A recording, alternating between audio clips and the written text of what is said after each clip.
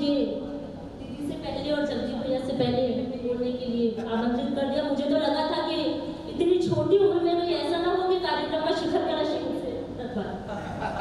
चलिए, बहुत मन से आप लोग सुन रहे हैं। जो स्थिति उपस्थिति आपकी बनी हुई है, मैं उसे सादर प्रणाम करती हूँ। भगवान महावीर के चरणों में फिर से नमन करती हूँ। माँ शारदे के चरणों में नमन करती हूँ। 4 पंक्ति से शुरुआत करती हूँ, जो हम सभी के लिए गर्व की बात है। 4 पंक्तियां रखती हूँ, सुनो।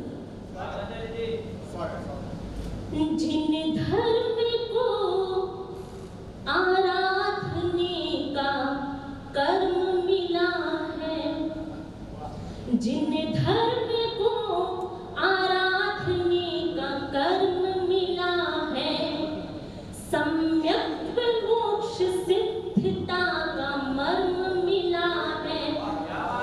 सब धर्म पंथ संप्रदाय अच्छे हैं, लेकिन सब धर्म पंथ संप्रदाय अच्छे हैं, लेकिन किस्मत है अपनी हमको जैन धर्म मिला। किस्मत है अपनी हमको जैन धर्म मिला है। लेकिन कई बार आप लोगों के साथ ऐसा हुआ होगा कि कोई अजैन मित्र आपसे पूछता होगा कि क्या है ये तुम्हारा जैन धर्म, रात्रि भोजन नहीं करना, जमीकंद नहीं खाना, ये क्या है? आपसे कोई पूछे कि क्या है जैन धर्म, तो उसे मेरा जवाब दीजिएगा कि आदिनाथ से महावीर तक 24 तीर्थंकर है, जिनके संयम त्याग तपस्या वाला पावन धर्म हमारा है। क्या है हमारा जैन धर्म? आदिनाथ से महावीर तक 24 तीर्थंकर है, जिनके संयम त्याग तपस्या वाला पावन धर्म हमारा है। साधु संत के शरणागत हम मोक्ष मार्ग के पथगामी है। जैन घरों में जन्म लिया है, यह शुभ कर्म हमारा है। तो विघ्न हरण संकट मोचन नवकार हमारे पास है। श्वेत वस्त्र में वर्तमान करतार हमारे पास है। और है मुझको अभिमान स्वयंवर इस पापी कपटी दुनिया में, जियो और जीने दो का संस्कार हमारे पास है। क्या बात है, क्या बात है। जिसने धरती को वीत राग में फूल दिए, सादा जीवन उच्च विचारों जैसे नैतिक मूल्य दिए। हम जमी कर्म को तजते हैं ताकि जीवों का मरण न हो। हम रात्रि भोज से बचते हैं, अतिरिक्त पाप का ग्रहण न हो। और हम ही अहिंसा के प्रहरी है, हम ही अहिंसा पालक है। गर्व से सीना ठोक के बोलो, हाँ हम जैन शाह। गर्व से सीना ठोक। क्या बात है, वाह। समय बहुत कम है, बहुत कुछ में से कुछ छाट के जो आज के वक्त के समय की मांग है वो मैं सुना रही हूँ कि जब भी हम किसी महिला के, किसी नारी के वीरता का, पराक्रम का और शौर्य का उदाहरण देते हैं, जय जय। जब भी हम किसी महिला के शौर्य का, साहस का उदाहरण देते हैं, तो हम रानी लक्ष्मीबाई जी से कई उदाहरण प्रस्तुत करते हैं। आज मैं एक नया उदाहरण आपके सामने प्रस्तुत करती हूँ। एकमात्र ऐसी महिला जिसने अपने साथ हुए हर अत्याचार का बदला स्वयं लिया, न्याय सत्ता पर आश्रित नहीं रही। 4 पंक्तियां आपके बीच रखती हूँ, सुनो। नयनों से नीर तज मृग नैनी अखियों में, रक्त लालिमा समान तेज भी दिखाओ तुम। नयनों से नीर तज मृग नैनी अखियों में, रक्त लालिमा समान तेज भी दिखाओ तुम। चीख को दहाड़ में बदलने का यही है वक्त, वाणी में कभी कभी आवेश भी दिखाओ तुम। छोड़ के श्रृंगार के विचार शस्त्र को उठा लो, रूप में क्षत्राणी जैसा भेष भी दिखाओ तुम। रूप में क्षत्राणी जैसा भेष भी दिखाओ तुम।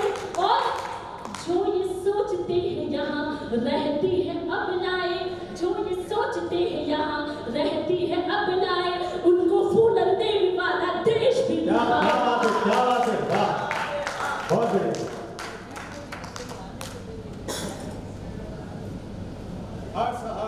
जय जय। हम क्यों नहीं सकते? दुपट्टो ठीक है। अभी मैंने आप सबका सम्मान स्वीकार कर लिया। बिल्कुल बिल्कुल स्वागत है। हम क्यों नहीं सत्ता पर आश्रित रहे?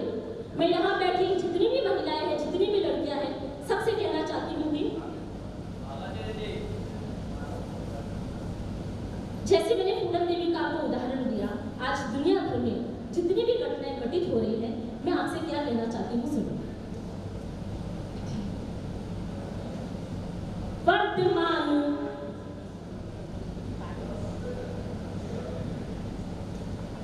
चलिए मैं फिर पंक्तियां पढ़ूंगी। पहले में एक मेरी रचना जो बहुत जरूरी है, समय की मांग है। आपने अनूप मंडल का नाम सुना होगा, जिनका एक उद्देश्य है कि दुनिया भर में जहां भी जैन साधु संत दिखे, उन्हें या तो दुर्घटनाग्रस्त कर दो, उनकी हत्या कर दो, ताकि ये अपने धर्म मार्ग से विपद हो जाए। तो मैं, कैमरा चालू है, सभी लोग यहाँ बैठे हैं, वीडियो रिकॉर्डिंग चालू है।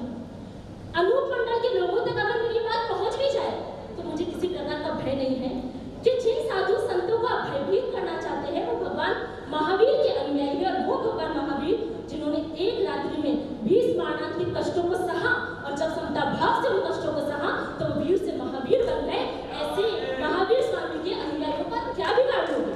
तब मैं पंक्तियां रखती हूँ कि ये सब साधु वर्तमान महावीर प्रभु के अनुयायी, ये सब साधु वर्तमान महावीर प्रभु के अनुयायी, अणुव्रतों के सब पोषक है, अरहंतों की परछाई, महावीर जिनके तप की खुद देव परीक्षा लेते थे, दानव मानव यक्ष जानवर पूर्ण समीक्षा लेते थे, महावीर जिसने परिचय को शांत भाव से झेला था, 12 वर्षों तक प्रतिदिन लगता कष्टों का मेला था, महावीर जिनके दोनों कानों में कीड़े डाले थे, फिर भी नहीं अड़क चाहे गर्मी या बादल काले थे, शूल बाण से यक्ष भयंकर जिसको प्रभु ने तार दिया, जो भी आया हत्या करने उन सबका उद्धार किया।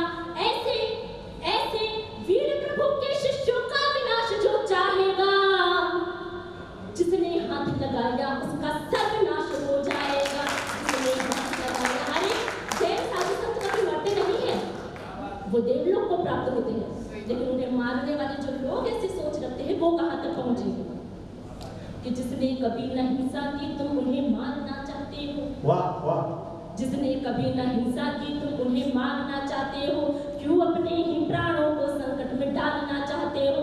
ये साधु तो देह त्याग कर देवलोक में जाएंगे, तुम बोलो क्या तुम नरकों के दर्द सहन कर पाओगे? तुम बोलो क्या तुम नरकों के दर्द सहन कर पाओगे? और ऐसे लोग की किससे तुलना कर रही हूँ कि तू है बुद्धिहीन जानवर, वो जंगल का चीता है, और तू क्या उसको मारेगा जिसने मृत्यु को जीता।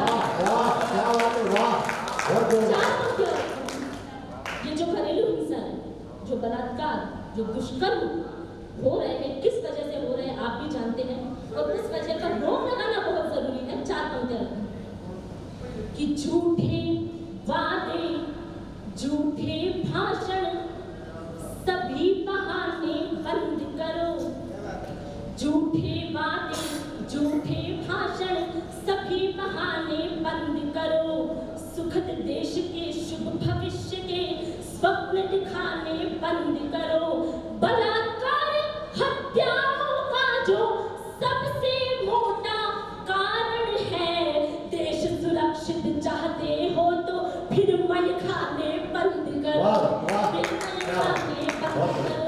और जो पंक्तियां कहती हैं, स्वागत है। अब आपके सामने रखते हैं सब। हम न्याय सत्ता पर क्यों आश्रित रहे? जो प्रश्न तुम्हें झकझोर रहे उनका उत्तर तुम स्वयं करो। हम क्यों सत्ता से सवाल करें? जो प्रश्न तुम्हें झकझोर रहे उनका उत्तर तुम स्वयं बनो, दुष्टों के प्रति आक्रोश रखो, खुद का रक्षा कवच बनो। हाँ तुम ममता की मूर्त हो, पर मीरा सी वैरागी भी है, कहाँ जरूरत सत्ता की?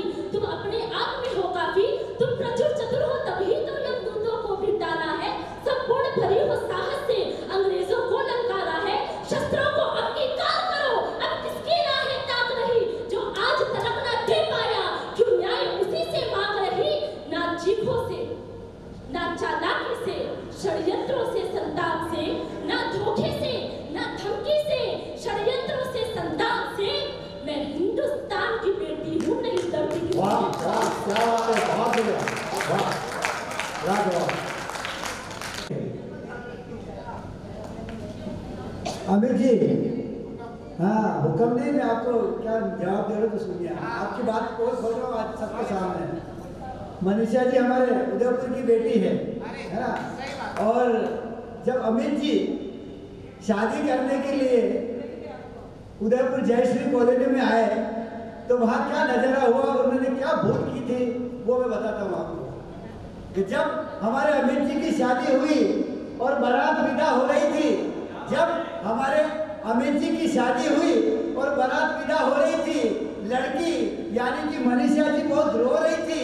ये बड़े कानूनी की स्थिति में आ गए और द्रवित होते हुए अपनी सासू जी से बोले कि माँ जी आप चिंता मत कीजिए, ये जैसी आपकी बहन बेटी है वैसी मेरी। हाँ हाँ क्या बात।